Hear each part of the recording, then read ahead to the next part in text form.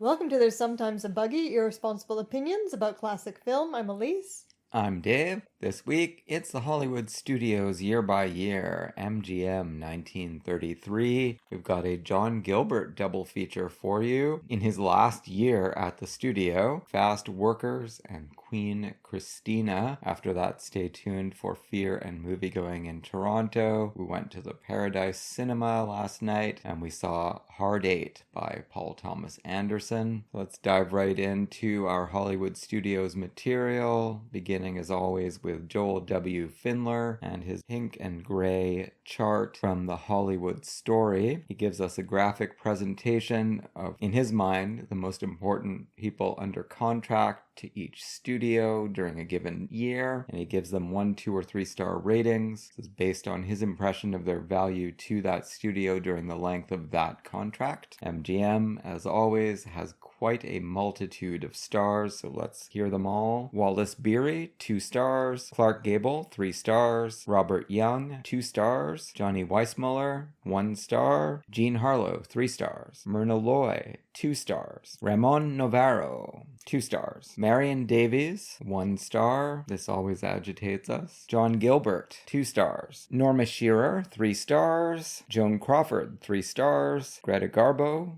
highly relevant to this week's episode, 3 stars. Marie Dressler, 2 stars. And Robert Montgomery, 2 stars. Over to John Springer's Forgotten Films to Remember. Mr. Springer's book, he divides up the year into movies that everyone remembers, as far as he's concerned, in 1980 at the time of the writing of the book, and then films that he wishes people would make an effort to see and remember. On his list of films that everyone remembers, from MGM, Jean Harlow's Bombshell, Joan Crawford's Dancing Lady, George Cukor's Dinner at 8 with a Screen Full of Stars, The Great Garbo in Queen Christina, Tarzan and His Mate with 1 star Johnny Weissmuller, Marie Dressler as Tugboat Annie, and that's all we've got for MGM movies remembered from 1933. We've got a whole cavalcade of films that he wants people to re-encounter. Is Fast Workers among them? No. Rose Franken's play, Another Language, about the clash of a young wife with her husband's horrendous family, transferred well to the screen, especially in the subplot about the infatuation with the wife, Helen Hayes, of her husband's rebellious young nephew, John Beale, who had sensitivity in that role. I don't think Drunken White would have approved of that sentence. No, me neither. Louise Closser Hale as the stifling matriarch and Margaret Hamilton as the humorous sister-in-law. Edward H. Griffith directed, we like him, screenplay by Herman J. Mankiewicz, Gertrude Russell, and Donald Ogden Stewart. Could be interesting. With Marie Dressler cast as the family servant, the screen version of Sidney Howard's The Late Christopher Bean, retitled just Christopher Bean, and later Her Sweetheart for the screen, leaned more toward slapstick than when Pauline Lord played it on stage. Still, it passed as a vehicle for Miss Dressler, her last, and there were good performances too by Lionel Barrymore and Beulah Bondi in the role that she had created on Broadway. Sam Wood directed. Never heard of that movie either. A snippet of Gable, a touch or two of Helen Hayes, look-ins by Myrna Loy, Robert Montgomery, and William Gargan. It all may have mattered on the marquee, but the stars, except for John Barrymore, brought little to Night Flight. The film, adapted by Oliver H.P. Garrett from the novel by Antoine de Saint-Exupéry, was engrossing in its pictorial catalogue of dangers in the air. Clarence Brown directed. Give special thanks to W.S. Van Dyke for recognizing the potential of Myrna Loy as a girl who had a way with a witty line, and was a svelte and individual leading lady to boot. The Thin Man was the epitome of the discovery, of course, but before that came 2 particularly entertaining comedy melodramas, Penthouse and The Prize Fighter and the Lady. We've seen Penthouse, haven't we? Yeah, we covered it in the podcast. Incidentally, in the latter, Max Baer turned out to be a better movie actor than most thespian athletes. Francis Goodrich and Albert Hackett scripted the first, John Lee Mahan Jr., John Meehan, and Francis Marion wrote Prizefighter. I remember that we quite liked Penthouse. Yeah, it was great. This one we also covered on the podcast. So many of John Barrymore's talking picture roles are no longer available to us. The Archduke Rudolf von Habsburg in Reunion in Vienna is a case in point. Undaunted by the shadow... Sorry, I'm just remembering that movie. It's available to us now, but not in 1980, apparently. Undaunted by the shadow of Alfred Lunt, who played it in the original Robert E. Sherwood play, Barrymore gave one of his most uninhibited performances. Does he seem completely mad? Diana Wynyard in the Lynn Fontaine role may have been a little placid, but the rest of the cast, particularly Frank Morgan, gave thoroughly polished performances under the direction of Sidney Franklin. Ernest Vajda and Claudine West adapted. How do you feel about that? Yeah, dissing Wynyard doesn't fly in this household. Anne Harding played some of her typical roles, exemplified by the title of one of them, Gallant Lady, in 1933 movies. Best was When Ladies Meet, a movie version of Rachel Crowther's play, with Miss Harding, at her most charming, meeting her unsuspected rival. Myrna Loy did a lot for that part. Alice Brady prattled in the background. Robert Montgomery and Frank Morgan held up the male end. Harry Beaumont directed the John Meehan, Leon Gordon screenplay. I feel like this guy is obsessed with Myrna Loy. Yeah, well, with good reason. Alice Brady and Frank Morgan were good enough in Broadway to Hollywood that you could get through the cliche-filled storyline. Marion Davies was always at her best in light things like Going Hollywood, but better than that was Bing Crosby, singing a good Brown Freed score, Temptation among others. Hell Below didn't break any new ground in its study of men trapped in a submarine, but the cast, Robert Montgomery, Walter Houston, Robert Young, Madge Evans, and unexpectedly touching Jimmy Durante, made it worthwhile. You like to see Jimmy Durante? Always, he's great. Hold Your Man was regulation, Gable Harlow, rowdy romance. That's kind of damning with faint praise, but yes, all Gable Harlow movies are worth seeing. How much longer does this go on? There's just a lot of MGM movies. Until the 1950s, with Ethel Merman's Gypsy and Sylvia Sidney in a Chayefsky TV play, Alice Brady was the definitive stage mother, with Maureen O'Sullivan very lovely as the actress daughter. And last but not least, definitely not, since this is one of the movies I have in my top 4 on Letterboxd, Miriam Hopkins was always interesting, and she had 2 widely varying 1933 films. A rather grotesque version of William Faulkner's Sanctuary that wasn't made by MGM. And we've commented on that before, that you couldn't really be otherwise than grotesque. And a Phil Stong drama of rustic gossip, The Stranger's Return. Time now for the main event, and we'll dip into the MGM story by John Douglas Eames and his brief impressions here of Fast Workers. The long and painful decline of John Gilbert from topmost star to second feature hero ended with Fast Workers, which concluded his contract. Ironically, its routine script about skyscraper construction men came from Lawrence Stallings, writer of his 1925 triumph, The Big Parade. Carl Brown and Ralph Wheelwright collaborated. Willard Mack and Mae Clark, Robert Armstrong and Sterling Holloway all were featured. Tod Browning directed. So once again, I'm left asking whether he had actually seen this movie. Whatever you think of it, it's anything but routine. It was so good. I thought it was one of the weirdest. It's like very definitely a sordid pre-code with characters that couldn't appear at any other time in studio era Hollywood, although, maybe they bear some relationship to the Hard Eight characters. It's also got a little bit of a resemblance structurally to Tiger Shark, which was remade during the Code era as Manpower. Yeah, but the characters, there's a love triangle, but the characters are so different, and the setting is so different. It's its own unique thing, there's no question. John Gilbert was much better in this than in Queen Christina. This is a better role, and critics despised him in this movie. I don't know if that's because, contemporary critics, I don't know if that's because this was just not the kind of role they wanted to see the great lover in. But he's great. We know he's an excellent actor. Yeah, I think he was incredible in this movie. Mae Clark possibly even better. Yeah, playing the kind of role nobody else could play. Robert Armstrong, excellent as well. Carl Denham from King Kong. I thought this movie was so unusual in its treatment of the characters and of the love triangle, even for a pre-code. Tod Browning, his career gets slagged on and assassinated just as much as Gilbert's does. I mean, he's the directorial equivalent of Gilbert. Tod Browning and John Gilbert, according to the lore, according to everything that I read about this movie, were just put on it to punish them. Whatever the intention was behind getting this group of people together, I think they made something magnificent. It seems like just the whole world at that point, and still people are stuck on this default setting that Gilbert's career is over, Browning's career is over, nothing good could possibly have come of this. Did you find anyone waxing enthusiastic about Fast Workers? No, nobody at all. It deserves champions. We've talked about this before. As everyone knows, very few big silent stars made the transition to sound intact, Greta Garbo being one of them,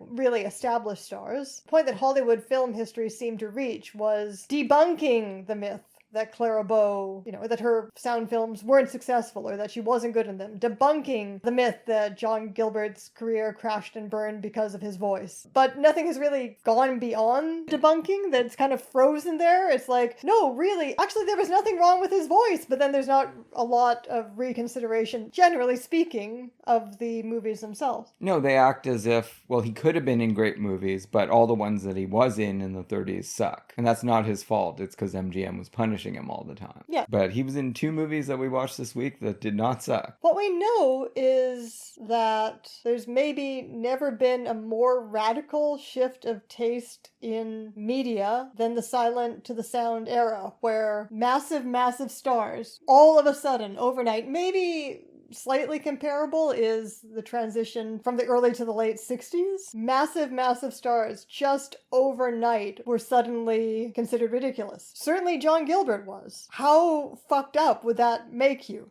That in just a few years, you're not even particularly serious about acting, say, but in just a few years, you are a star of the likes of which the world has never known, a film star of the silent era, and suddenly everybody thinks you're the most sexually magnetic human being who's ever lived. And then overnight, they hate you. Like, what the fuck would that do? Well, it didn't do John Gilbert any favors. He managed to kill himself with alcohol by, age 36, 37? And it's not for any lack of, fabulous women being interested in helping him. Greta Garbo and Marlene Dietrich among them. Ina Claire. But not even that could save him. But we're here with our tiny voice and our couple of hundred listeners to say that in fact, Fast Workers is some kind of weirdo gem and John Gilbert is great in it. He really is. So we're involved in this masculine world at the start, not too dissimilar from Tiger Shark and the remake Manpower, right? They're construction workers who specialize in skyscrapers. Yeah, and based on an unpublished play by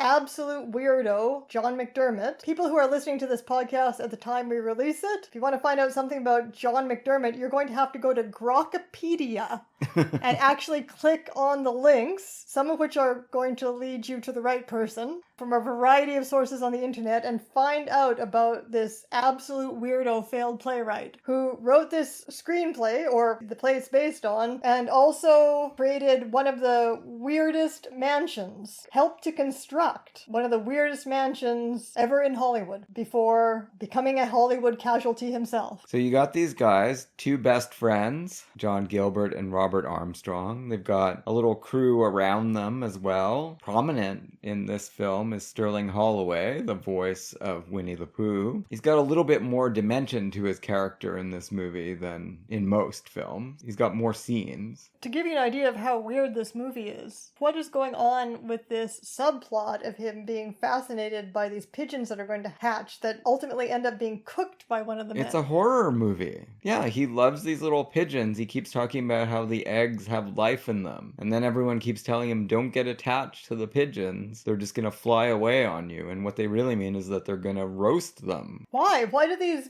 construction workers, at the top of this building, why do they need to eat the pigeons? Because they're pricks, man. And of course, Tod Browning is filming all of this in the utmost terrifying way, for good reason. That's like Chekhov's Vertigo. Someone's going to fall. It's amazing that more people don't drop from the skies. Well, this is what I was thinking and saying out loud watching this is, could this possibly be a realistic representation, an accurate representation of how few safety precautions were in place for high-rise construction work in this period, and how many men, if so, plummeted to their deaths? Well, I think there probably are books on that. So the lives of these working class men, all of whom are presented as white, other than the token black man who isn't really doing the same kind of work that they are obviously cheap, and that probably influences the way that they are living when they're not working. Yeah, well, they're getting paid fairly well. And they're blowing it all at bars. The people that we get to know, they're definitely living the bachelor life and kind of defiant about it, right? Like the whole idea, friendship between Gilbert and Armstrong, is that Armstrong keeps losing the plot and thinking he wants to get married, and Gilbert seduces the women to show him that no woman is worth getting married to.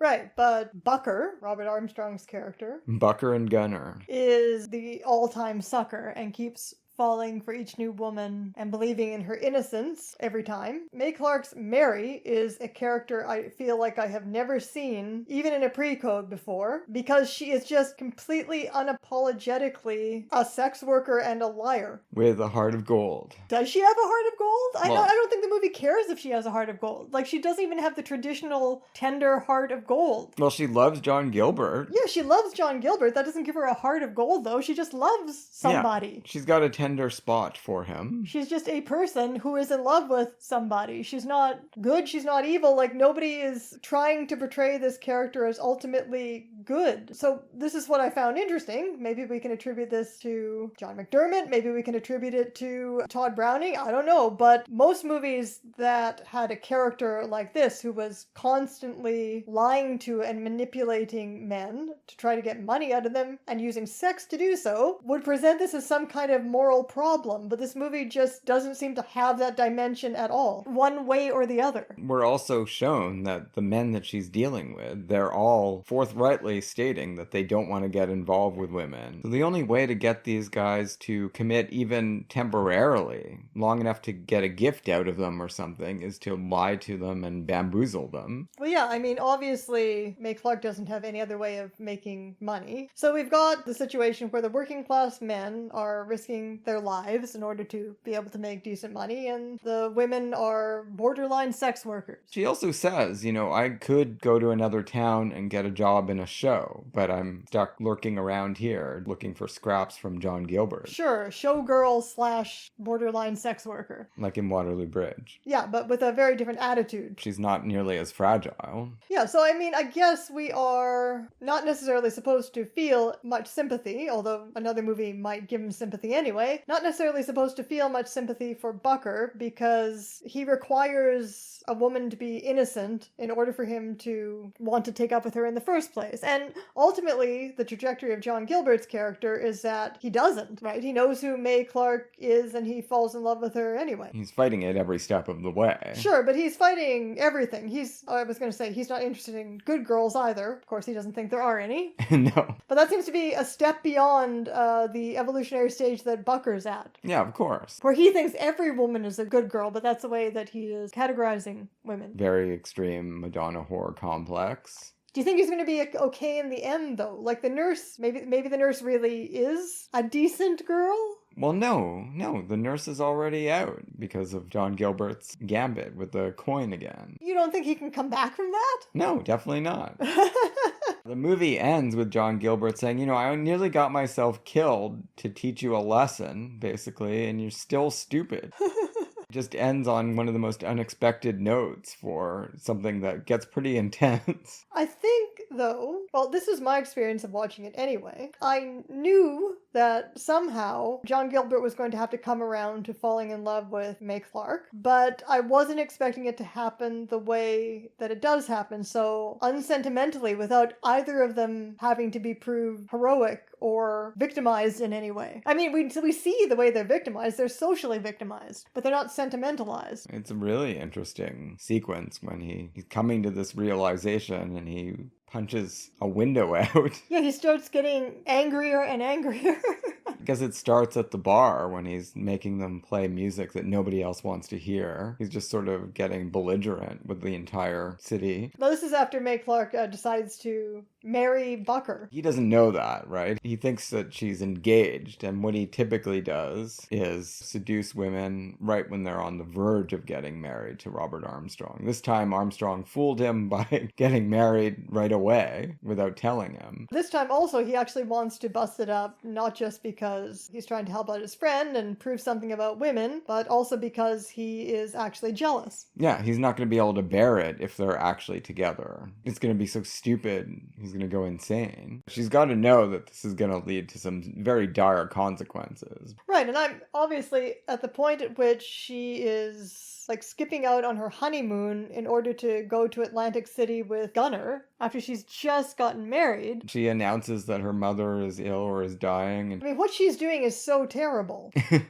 You can't really feel sympathy for Bucker because he's such an idiot and he has a lot of wrong ideas, like I said in the first place, but what she's doing is just so terrible. And also you expect that something really dire is going to come of it, like the men are going to fight each other or one of them's going to kill her or... She seems to be expecting to be killed. She even mentions, when I saw that look on his face, I thought the plan was to kill me. When she's talking about Bucker, but earlier when John Gilbert starts, punching his hand through windows, she's also worried about him attacking her. I don't know about that. Well, she says so to her friend Millie, who I liked a lot in this movie. Oh yeah, she was excellent. Everyone was great. This movie is not a B movie as far as I'm concerned. Muriel Kirkland at one point credibly threatens to bring an end to Gunner if he doesn't calm down and get out. It was a snappy exchange between the two of them where they're each threatening to do each other in. We've seen Gilbert in this movie beat up a bigger man, but Millie just coolly tells him, "You're going to be done for if you don't get out of here." And it's not really played as a joke. No, definitely not. The way this actress delivers it, you believe she can back this up. She's maybe had to back this up in the past. No, it's a very serious film. Browning, if this was some kind of punishment assignment, and he didn't even get official credit for it, he seems to be taking this just as seriously as Freaks, a movie that MGM took its logo off. I guess that's why he appears uncredited as the director of this. They were sick of his antics, for sure. The story is that he was assigned to this movie as punishment for Freaks. But yeah, Tod Browning is probably a director who can't help but take seriously anything he's making, particularly if he's got a good script and good actors. Contemporary slant you often get on Browning is that, he was drunk and he had nothing to do with the good movies that people are willing to acknowledge, right? Like Dracula. Everyone seems to want to take that away from him. Well, who do they want to give this movie to then? Well, they don't think this is a good movie. Well, I know that, but I'm saying, who are we going to attribute it to then, if not Tod Browning? I'm attributing it to him. This movie is really treading some difficult liminal spaces brilliantly. These guys have terrible ideas in their heads. They're acting very badly. Including Mary. Yeah, everyone is. But I find them all quite likable. The movie allows you to see the world through their eyes enough that you can kind of get in sync with the pain that they're going through.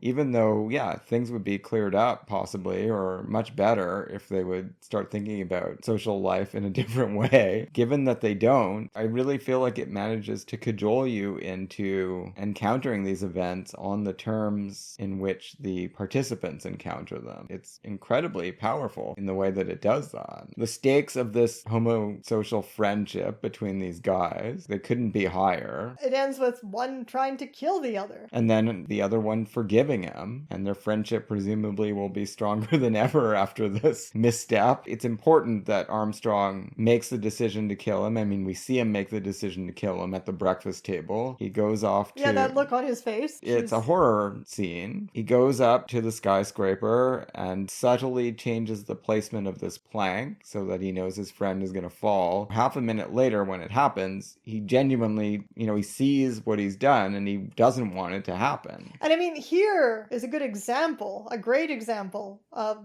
the detail of what I'm talking about. The fact that even at this point, May Clark just lies and lies and lies and ends up, not deliberately, but ends up egging him on to this murder by making up more stories, because, she doesn't want to get beat up, making up more stories about how Gunnar tried to seduce her and how she was completely innocent in all of this. So she is contributing to this tragedy, and that should also make us hate her. But all of these characters, for all of their terrible flaws, are presented as just people who are caught up in their passions. Every action that everyone takes in this movie makes sense for those characters. None of it feels like stock melodrama, like it's just there to further the plot along and towards some other crazy development. And then once this attempted murder takes place, then May Clark is just like, well, I don't care what happens to me now. She tells Bucker who she really is and what she's been doing in such a way that it's even really hard to say. This is Robert Armstrong's kind of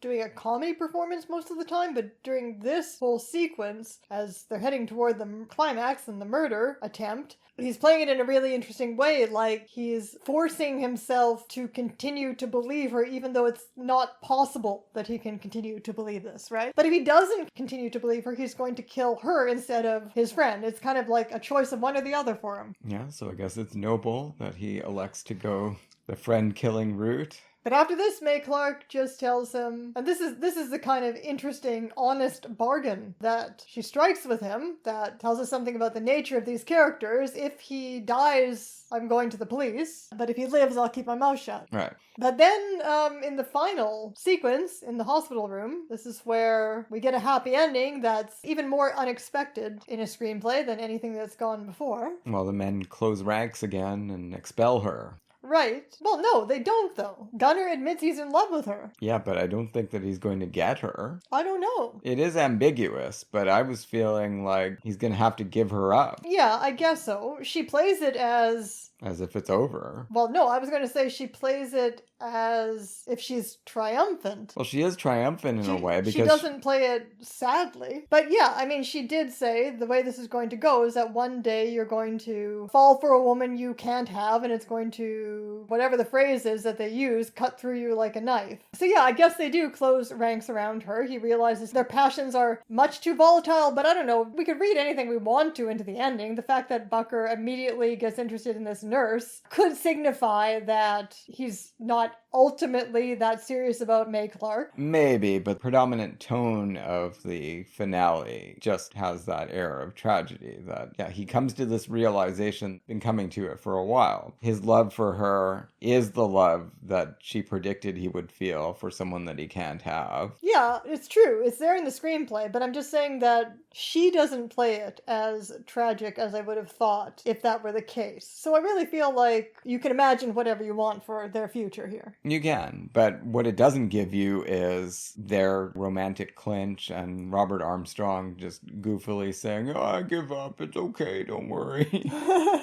There's absolutely none of that. That's true. But it doesn't end on that note of tragedy because, as we were talking about before, it's got this nurse and the return of his foolish notions about every woman that he meets, and John Gilbert with his closing lines about everything he went through during the course of this film, broke all these bones, and Bucker is none the wiser after all of that. Broke his bones, broke his heart. And yeah, just those little touches. Sterling Holloway holding up those baby pigeons. It's a very tender shot, but of course it's all a setup for you to feel just as horrified as Holloway when they're getting roasted later. Yeah, and again, why? Because it's a horror movie. I mean, that is Tod Browning's métier. No, but what? This is just to roast him? This is just a hazing? I think so. That's how it comes across. It is important that Gunnar and Bucker don't participate in that kind of stuff. The guys that are doing that are real, background homosocial thugs. Oh yeah, because I guess he is being punished for caring about anything. That's right. So that is the kind of social world that we're talking about. Kind of what things were like when I was a teenage guy. When I would talk about becoming a vegetarian, this was not something that touched my friends' souls. It made them immediately want to talk about killing animals constantly. The world of the women is really quite fleshed out in this movie as well. Yeah, it is, of course. And that's where it really separates itself from... I mean, Tiger Shark's a good movie. It's an interesting Hawks film. And Raoul Walsh gets even more out of Manpower. But I like this more than either of those movies. Oh, yeah. Well, Howard Hawks doesn't ever have a world of women. No, definitely not. At best, you might have a couple who are presented as rivals or foils, or several who are presented as sexually available. Or... Yeah, and the ones that he likes best are the ones that are trying desperately to just become honorary men. This was an incredibly wide-ranging treatise on gender and class in 1933 America. Tod Browning did it all in 66 minutes. I really am starting to feel, doing this podcast, and particularly doing this Studios Year by Year series, that there's more to the pre-code than just cheap titillation. This is not a brand new realization. Yeah, of course not, but there are certain pre-codes that at this point have been talked about a lot, ever since we were first really getting into movies, and some of these became more widely available in the 90s. Certain pre-codes have gotten a lot of attention, but then there are a lot more that nobody talks about at all that are just as interesting. And they do have this element of dealing with types of characters who are not sentimentalized or not heroized. And there is a sort of tawdry or sensationalistic aspect to the stories. But they're not demonized either, because they don't have to be in a pre-code. Yeah. And it's not the first time we've gotten these really dense milieus of certain social worlds that just aren't going to be treated at all in later movies, more glamorous Hollywood movies of the Code era, and dealing with gender in a way, for the same reason that we're not going to see again. I'm thinking of that Salesman movie that we watched recently. Traveling Husbands. Yeah, not anything similar in terms of its social world to this movie, but like this movie, it's a microcosm of the world that it's presenting. Yeah, I agree. And this is another impressively low-down proletarian film from Glamour Factory MGM. Here's the thing, Dave. Wikipedia and IMDb both say that the producer of this movie was Tod Browning, although if you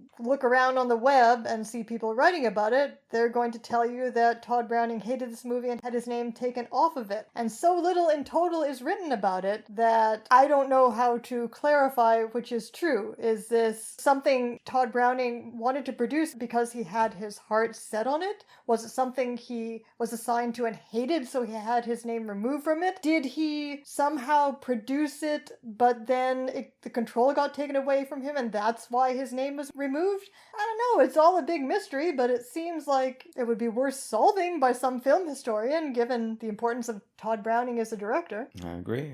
To me, this feels like an important film by an auteur, and it would behoove all of us to obtain more detail about what everyone was thinking as this film was being put together. It wasn't the end of his MGM career. The last few movies he made were all at MGM, I think, right? But they were all weird little items, like The Devil Doll and Mark of the Vampire, and his last movie, which we covered in a 1939 episode, Miracles for Sale. The story of Browning is always he was in total decline. Freaks is this late triumph. Maybe he's responsible for that. People can't really find a way to take the credit for Freaks away from him. But after that, it's a fade out into drunkenness and eventual death. To me, this still seems to be a director working at very high level and working with some excellent performers who, certainly in Gilbert's case, he is very near death, but this is a terrific and totally unexpected turn from him. He certainly doesn't seem like a man near death in this movie. Pretty vigorous. He looks a little seedy, but he should. I mean, that's the milieu. Just because it's not a great lover part doesn't mean that it's not an amazing opportunity to show us what he can do. And he did, but nobody watched. And still, everyone is kind of parroting the lore. Stubborn insistence at the time that this guy's finished. Let's hear what John Douglas Eames had to say about our second film. Rouben Mamoulian had Garbo's movements timed to a metronome like a ballet for the lyrical "I am memorizing this room" scene in Queen Christina. After making As You Desire Me, Garbo had taken a year off, mostly in Sweden, leaving the world, and not least MGM, in suspense about her possible retirement. A new and lucrative contract with script, director, photographer, and cast approval rights brought her back. The romanticized story of Sweden's 17th century queen became the star vehicle in excelsis. It was still getting profitable bookings 40 years later. Script was by Garbo's friend Salka Virtel, with S.N. Behrman and H.M. Harwood. Direction was by Mamoulian. Photography by Garbo's favorite, William Daniels. Her leading man was John Gilbert, replacing newcomer Laurence Olivier because she wanted to restore her old co-star's prestige. And production was by Walter Wanger. All was as Garbo desired it, and she responded with her finest performance to date. Lewis Stone, Ian Keith, C. Aubrey Smith, Akeem Tamiroff, and Reginald Owen supported reverently. So what happened here, as we've already alluded to, and which became part of the lore, is Mayer had just gotten rid of John Gilbert, and then Garbo demanded him back. Right, he was a freelancer at this point, no longer under contract. Gilbert himself says, that Mayer was completely openly hostile to him while he was making this movie, which didn't improve his confidence and, ultimately his ability to survive. Under the circumstances, he felt like nobody wanted him in this movie other than Garbo. Well, if you're gonna only have one person on your side, Greta Garbo's a good ally. Well, he got through it. Obviously, because, you could see this was a good movie. It was a good role. The chance to come back as a star. Unfortunately, it didn't work for him. The movie was a success, like with a lot of Garbo movies from the Sound era, more in Europe than in America, but it didn't help his case at all. I do feel like his makeup and styling in this movie did not do him any favors. That hair.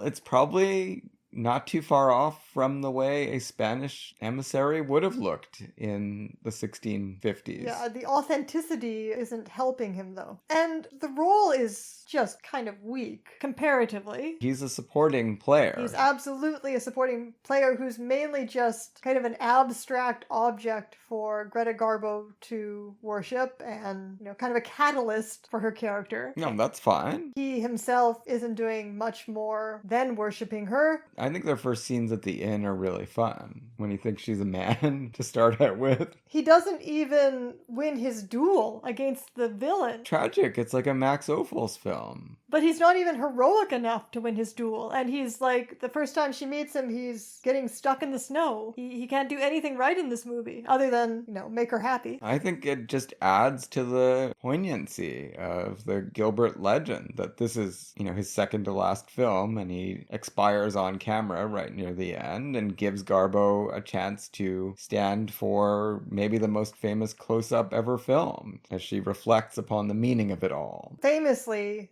the direction Mamoulian gave her at the end was to not think about anything. Right, but that lets you, as the audience, project anything you want. So what's your relationship with this movie? I first saw it as a teenager. Yeah, me too, and I've seen it quite a few times since. It's one of the great movies of the 1930s, I think. One of Rouben Mamoulian's masterpieces, although he's got quite a few. Given how invested the movie is in subverting heteronormativity, I've always found it a little bit boring. Really? A little bit stiff, like the collars that Greta Garbo's wearing throughout the movie.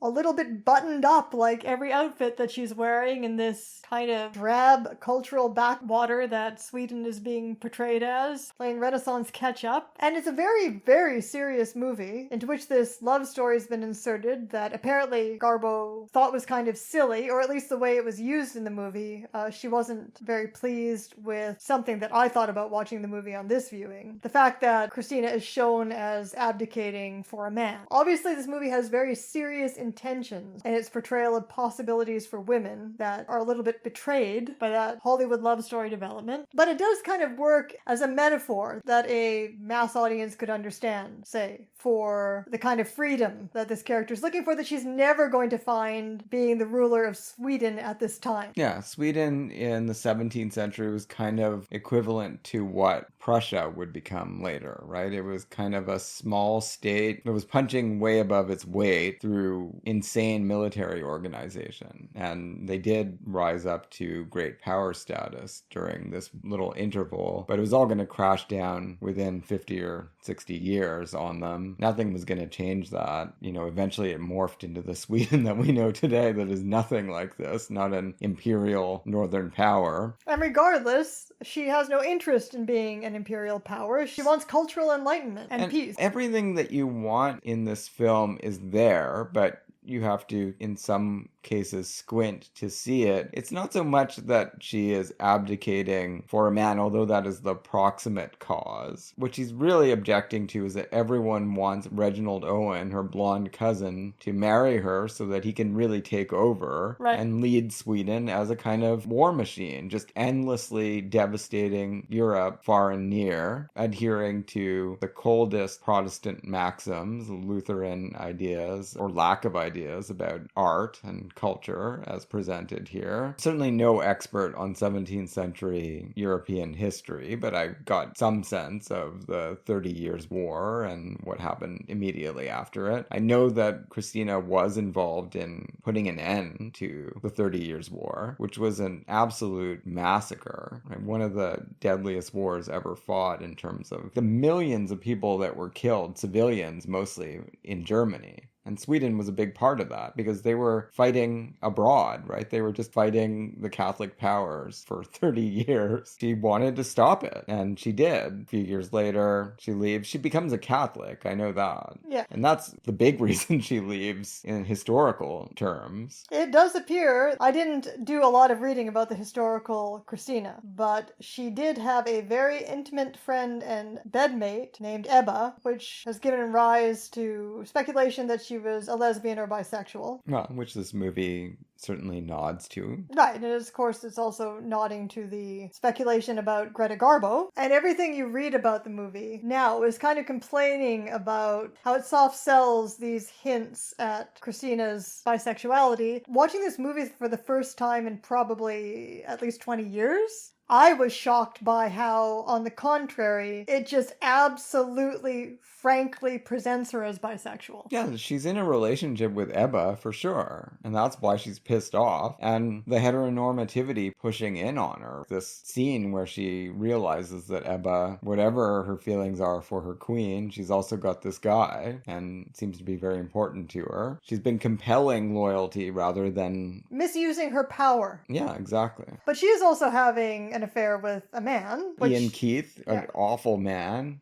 Yeah, which proves to be her downfall, whereas she and Ebba make up and continue to be friends, and Ebba continues to support her for the rest of this movie. Anyone with a brain paying attention who was aware of the existence of homosexuality would understand what's going on in this movie. The movie's also interested in, well, clearly very interested, maybe even more interested in subverting gender norms, and just in presenting this complex, intellectual, powerful leader of a woman in a way that you don't really see in costume dramas of the time. It's a very different, very unique, and as I said, very serious movie. But I just don't find that it has that spark of sexy fun of something like The Scarlet Empress. It's a very different enterprise from The Scarlet Empress, but approaching it on its own terms, I think it's just as great a film. I think Garbo's giving an amazing performance in this movie. Anyone that thought Garbo couldn't laugh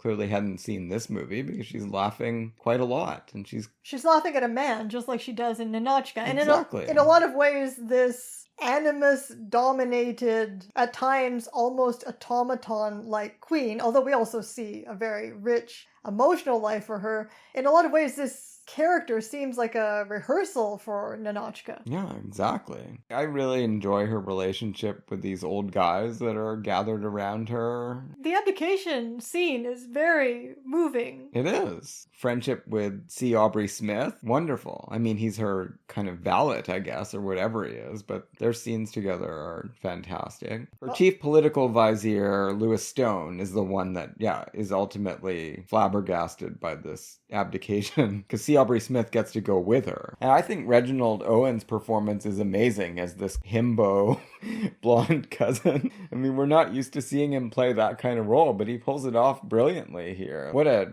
devastating fate it would have been if she was forced to marry this guy. You can see why she's even preferred Ian Keith over him. When Lewis Stone is talking to her about her duty to have an heir, and she's like, not with Charles. Another inbred monarch. Great. But yeah, so that abdication basically saying, you all want Charles to be in charge anyway. Charles in charge. That's right. So here he is. I'm leaving. I don't want to marry him and then get stuck having to obey him as well. I'm going to do something else. But everyone is still so invested in her. The royal line goes through her. So, of course, yeah, they want her to stay, but they want her to be hitched to this military guy. And that's one thing that she isn't. She's absolutely comfortable in the political world, even though she's at loggerheads, even with people that she cares about. But she has no interest in, let's say, leading the army. She wants to rein in Sweden's maniacal army. Ultimately, people are not going to go for that, even though they are deferential toward her when they have to confront her face to face. It doesn't change anyone's opinions about what they believe Sweden's destiny is. And she wants no part of it. She says at a certain point in this movie, something like, there's a voice within you that tells you what you must do. We have to read between the lines and, as I said, see the romance as a Hollywood metaphor for what is ultimately an act of individualism. Her relationship with John Gilbert represents a sustained engagement with the flowering of European culture and thought, talking about Calderon, everything that is going on in the main current of Renaissance and post-Renaissance Europe. And this kind of thinking has been interrupted, at least for now, in Lutheran Sweden. And she's at loggerheads with the people that run the university in Uppsala. She wants a diverse range of professors, and they're like, no, we must have only Orthodox Lutheran theologians. Yeah, and of course we see this xenophobia in action after she publicly takes John Gilbert as her lover. The hoi polloi is easily roused to anger by the manipulations of Ian Keith. It's such an odd movie in how completely buttoned up the queen is, and there's this landscape of perpetual snow. She's obviously never presented as a sex object, although she puts a dress on after having sex with John Gilbert because she's feeling a little bit feminine that day. And yet it is a rapturously sensual movie. The most famous scene, of course, memorizing the room. Even John Douglas Eames talks about it. But memorizing it through sensual touch. Yeah, those grapes and running her eyes over every square inch of the compartment at the inn. The morning after scene where they're behind curtains and Akim Tamarov comes in to ask if Gilbert is ever leaving the bed. And he's like, no, bring us cocoa. Right. Hilarious. And they think he's in there with a man. The movie shows enough commitment to its subversion of heteronormativity, as I was saying, that Gilbert at that point, well, what does it mean that Gilbert doesn't care whether his servants think that he's with a man? Specifically, it means that he feels that he has had an experience that is somewhat perverse, abnormal in terms of gender and sexuality, and he's cool with that. He enjoyed himself. Yeah, well, this is before he realizes that he's cut in on his own sovereign, who's attempting to marry Queen Christina. Well, yeah, he gets a little snippy about that briefly. I thought he was brilliant in those scenes. He really conveys the agony he's going through. He unexpectedly met this amazing woman who he thought was a man at first. An attractive boy. Right. And then she reveals herself to be the queen, and his whole reason for being there is to bring an offer of marriage. I mean, this is a very conflicted man. And Gilbert really conveys all of that. I don't think it's a negative that he's being asked to play a weak and kind of thwarted character here. I think it gives him more wonderful opportunities to display, something that he had gained by hard-fought experience. This is a very broken man on screen, and he's not afraid to show that. Something really amazing about that. Yeah, he's just not going to give her any competition in the manliness department. And he's fine with that. I think it's a fascinating gender commentary that the movie asks us to believe that Greta Garbo, just because she doesn't have a dress dress on, people are going to assume she's a teenage boy. Well, there weren't probably a lot of women going around dressing up as men. I know, but it just doesn't go to extremes. She looks the same. The only thing that's different is that you can see she's got breasts when she takes off her coat. They're not very prominently featured either. No, but it's enough. I mean, those scenes are pretty great. He seems a little bit concerned about how into this boy he is. And yeah, when he sees the breasts, he kind of has a bit of a sigh of relief. It's a really weird line, actually. He says, I sensed a presence. Yeah. What the hell does that mean? A presence of breasts? I'm not sure I see the stiffness that you're talking about in this movie. I find it all very fluid, leads to incredible incidents, and it etches a strong portrait of a woman and a politician who wants to absolutely transform the world that she lives in and knows that she can't, even though she's in the ultimate position in order to affect that change. You just can't go against an entire society, even if you're the ruler. It doesn't present her as, oh, it's because she's a woman that she can't make this change. She has these ideas because she's a woman and she's had a different life experience, but she cannot, the fact that she can't make the changes that she wants has nothing to do with the fact that she's not strong enough because she's not a man. It threads that needle brilliantly because you never feel like, oh, well, if she had just persevered, she could have done it. It's impossible what she wants to do. Again, I think I was more impressed than ever before watching it, just how unusual what it's trying to do is. And I think you have to credit Garbo in large part for being the auteur here, because I think she is the one who wants to craft this kind of persona on screen, who wants to play this kind of character. Mamoulian's certainly interested in helping her do that. Yeah, and of course so is her friend, intellectual Selka Viertel. It's impressive, but I definitely did not wholly get over my feeling of being slightly bored by its impressive seriousness. That said, the ending did make me cry buckets. Why does she have to, having given up her throne and this responsibility that has meant so much to her, that clearly means so much to her, in order to gain this flourishing life as an individual, which is what the whole movie has been about, individual flourishing and what you might have to sacrifice to accomplish that, the movie leaves her with nothing at all. And why do you think that's the case?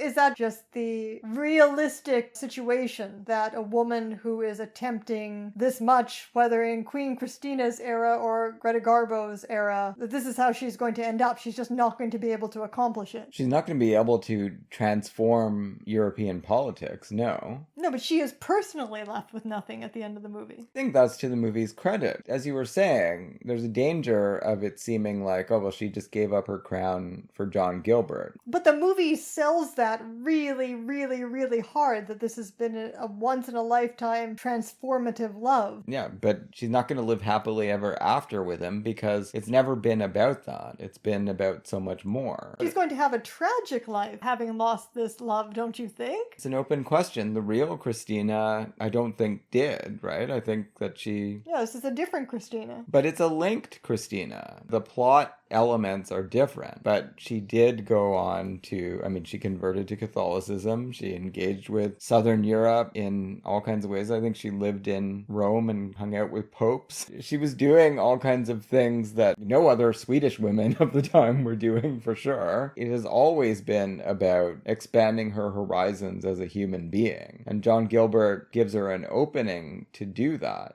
But he doesn't need to live in order for her to continue down that path. And I think the movie decides it's better if he doesn't, because then it doesn't seem like, oh, well, she's just hanging out with John Gilbert for the rest of her life. No, she's going to have to forge her own path. And that's what, to me, seems like she's thinking about on the prow of that ship. I can't be queen anymore, but I can be just about anything else. What am I going to choose? I suppose. I mean, it's a little... I mean, it's the body's not even cold yet, so no, she might...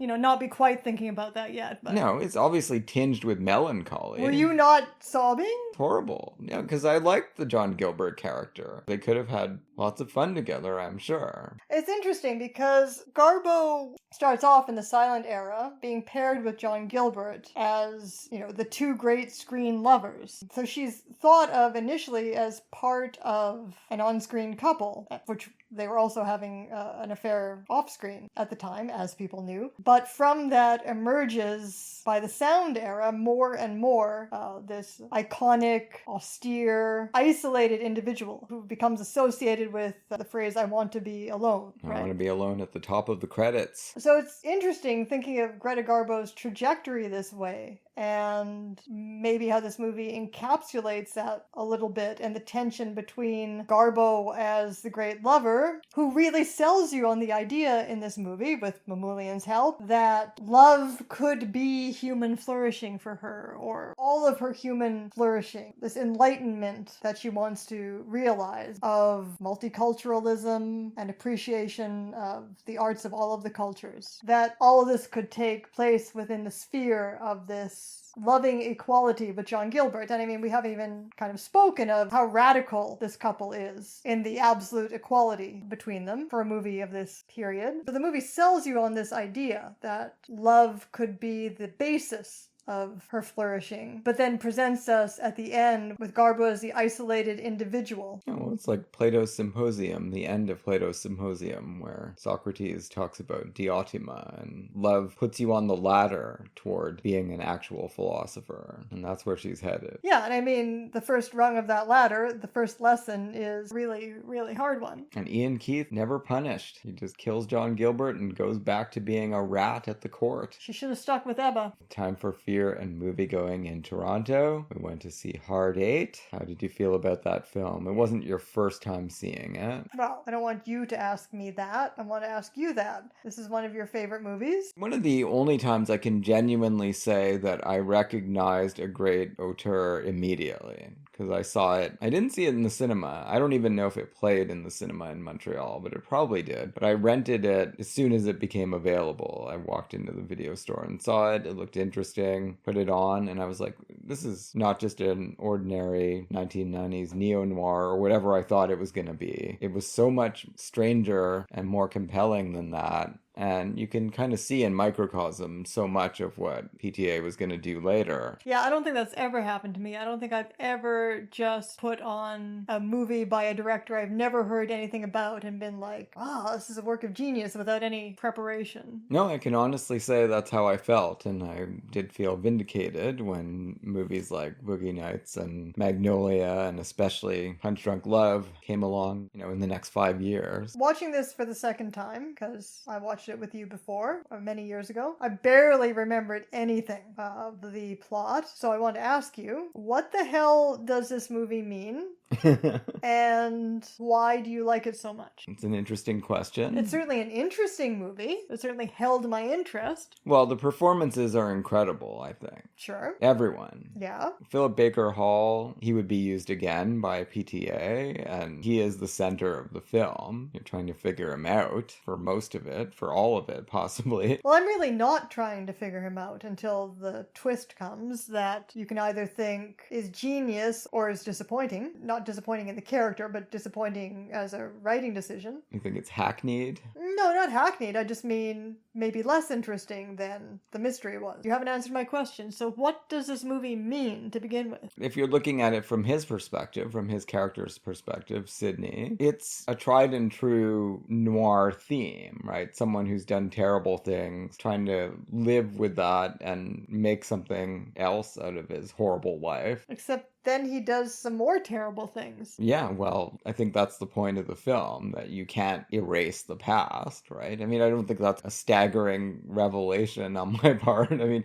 he ends the movie with Phil Baker Hall pulling his sleeve down to cover up the blood. I mean, that encapsulates all of it right there. Maybe that's too blatant a metaphor. I don't know. Does he have to kill Jimmy? He's got a problem with Jimmy from the beginning that seems to be aesthetic. He just doesn't like Jimmy's style. No, he certainly doesn't. And for a long time, I'm kept guessing as to just how terrible an influence Jimmy is supposed to be over John. But ultimately, it feels like Sydney ends up killing Jimmy because he doesn't like the word pussy, while John, on the other hand, calls Clementine a whore and smacks her around, and Sydney's just fine with that. His moral decisions as to who he's going to love and hate are very arbitrary. The movie just, to me, it almost seemed like moving chess pieces around in such a way that didn't so much generate any kind of meaning, but that was just trying to make things as morally opaque as possible. Yeah, I think that's a big part of it, but I don't think you want to undersell a bigger reason why he kills Jimmy, which is that he can never count on Jimmy not telling John the truth, and he wants his money back. Yeah, but you're a monster to kill a man over $6,000, also a man that you have begged your own life from. And that's probably part of it too. He didn't like feeling that way. He's a hitman. He's not a good man, right? I mean, that's the point of the movie. But then why does he decide to adopt John?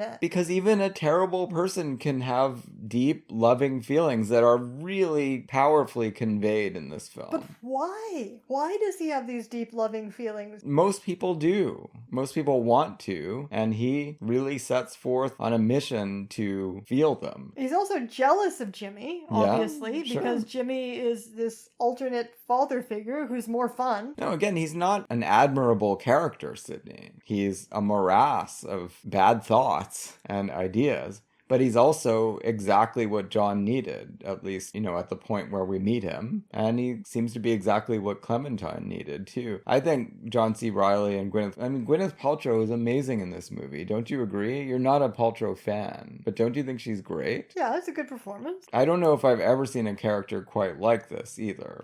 It seems like a trope. You really think that scene in the motel room feels like it could have been in any other movie? Well, it's playing on a trope. Sex worker, probably abuse victim before that, who is so fucked up by the way that she's been living her life, the way she's been forced to live her life, that she is now completely self-loathing and self-destructive, and is therefore going to keep repeating this situation of her degradation. No question. But I don't know. I feel like she has a point in that scene. Like, it's a point that, she has to concede eventually, because otherwise they're all going to go to jail, as everyone keeps pointing out. But she's right that this guy broke the contract. Well, yeah, but no, what she's doing in the scene makes sense to me. She's willing to lose her life over it. Yeah, she's pretty committed. That scene, I think, is just miraculous, everything that happens in it. And it's pretty rough. And as you say, I mean, you have this great love scene where John hits her in the face. And it's not how anyone would want to have a love scene play out, but it kind of ultimately gels into that somehow. Only the fact that these people have these incredibly strong feelings for each other somehow, and the fact that Sydney is there to ratify that and make them realize it. That's the only thing that gets them out of that pit of despair that they're in. They're not going to climb out of it without Sydney. He happens to be there. He happens to know exactly what to say. Well, yeah, but Sydney is also partially responsible for getting John into that pit. Sure. Presumably losing his father is part of how he ends up where we see him at the beginning of the movie. Yeah, no doubt. Honestly, the first 3/4 of the movie, and to an extent even after we get the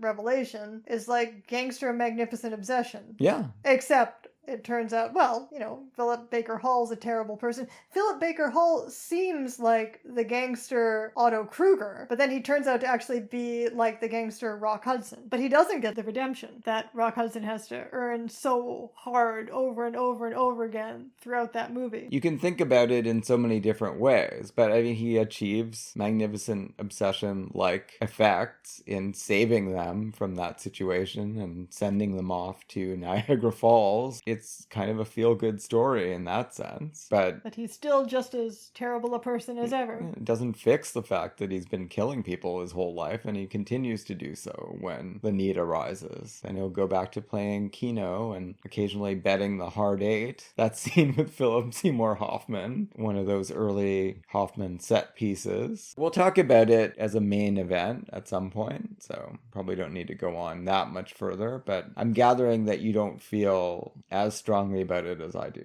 I mean, maybe at one point, a lot of people aren't, okay, I just went on Letterboxd and looked at the audience reviews. A lot of people aren't that thrilled by this. No, I know. I don't find it better or worse than any other Paul Thomas Anderson movie. It's really interesting, and as you say, the performances are great, but I guess I don't yet feel, I haven't had a viewing where I feel the necessity of this story as opposed to just feeling kind of artfully manipulated by it. Let's just, like I said, let's just see how morally opaque I can make a situation with a bunch of weird characters. Yeah, well, I think that is probably the inception point for the film. John C. Reilly, what an unlikely superstar actor. I find him amazing in this movie. You were asking me, is he a comedian or what is he?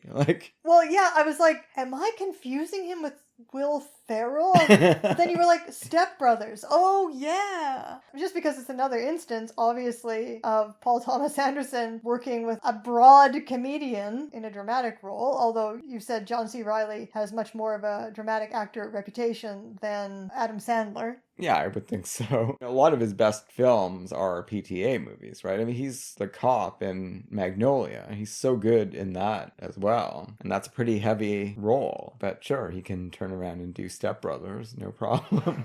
Next time on the podcast, we hope you'll join us for our concluding episode of the Gloria Graham Actourist Oeuvre Review. We'll be discussing the last three, arbitrarily chosen important films of her career: Ride Out for Revenge, Odds Against Tomorrow, and Ride Beyond Vengeance. And of course, we will be recapping the entire Gloria Graham saga, naming our favorites. And after that, we'll be bidding adieu to the Actourist Oeuvre Review concept and moving on to something different for 2026. We'll be doing actor spotlights instead, 6 movies at a time over 3 episodes. But we hope you'll join us.